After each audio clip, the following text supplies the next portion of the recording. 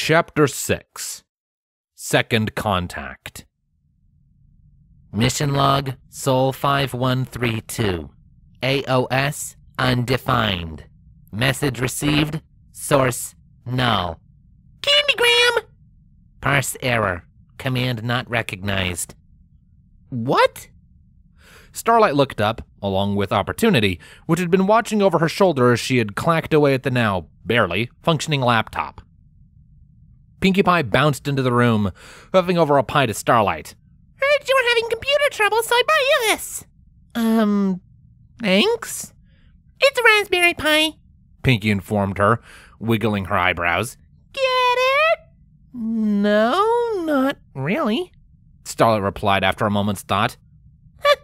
Don't worry, neither do I. But the readers will. Or the listeners in this case. Well, some of them will. The rest will get the joke explained to them in the comments by the computer nerds who do get it. Okay, then. Thanks for the pie, I guess. What are you doing, Pinkie? The baker giggled. She had begun bouncing around Opportunity in a circle. The rover, finding the bouncing ball of pink fluff extremely interesting, was following her movements with its panoramic camera. This is fun! We have a new friend and he's up and about now. Why wouldn't you let me throw him a party at Sugar Cube Corner?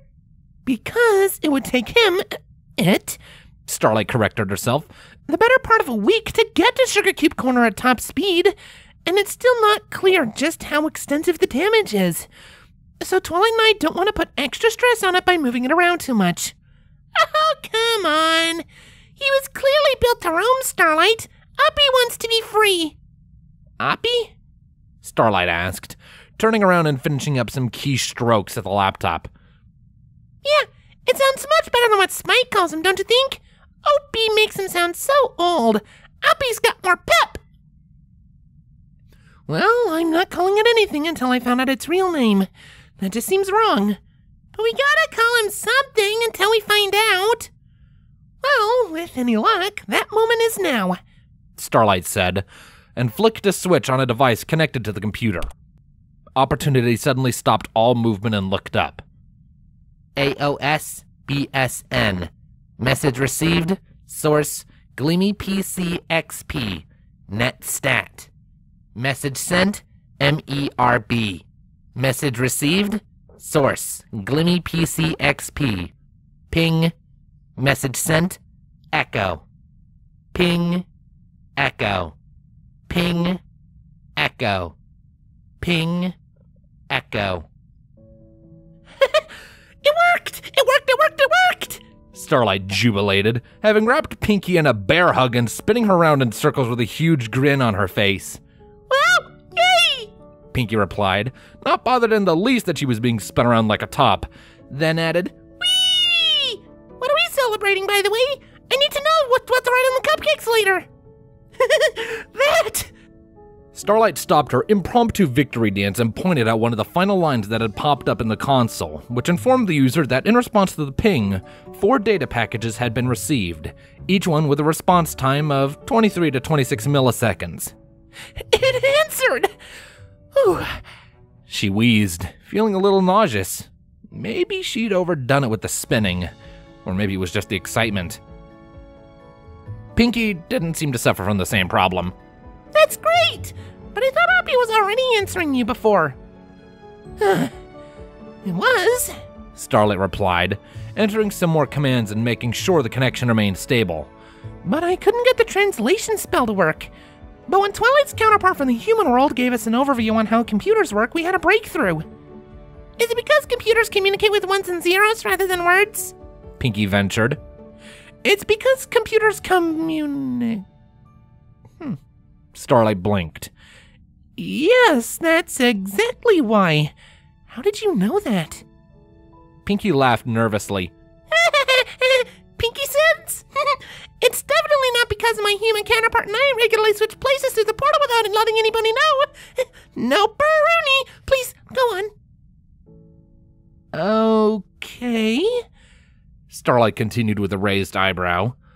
Anyway, translation spells are used to translate from one language to another, but the problem was that it had to go through 2 layers. So while Twilight was camped out in the human world for the last few days, The Sparkle siblings came up with this. She pointed at the apparatus connected to the laptop. Magic sparks are intermittently arcing between two aerials protruding from it. Shiny! Thank you, Starlight replied modestly. Sunset and I actually worked out the practical and engineering part of the setup. It's based on her ingenious design of converting magic into electrical current to charge the laptops. I realized that I could use the same principle to make magical spikes turn an electric circuit on or off, which the computer can then read as ones and zeros. We're calling it the Sunset Glimmer Transceiver, the SGT. It connects to Equestria's ambient magic field and creates a more localized field that works like a computer network.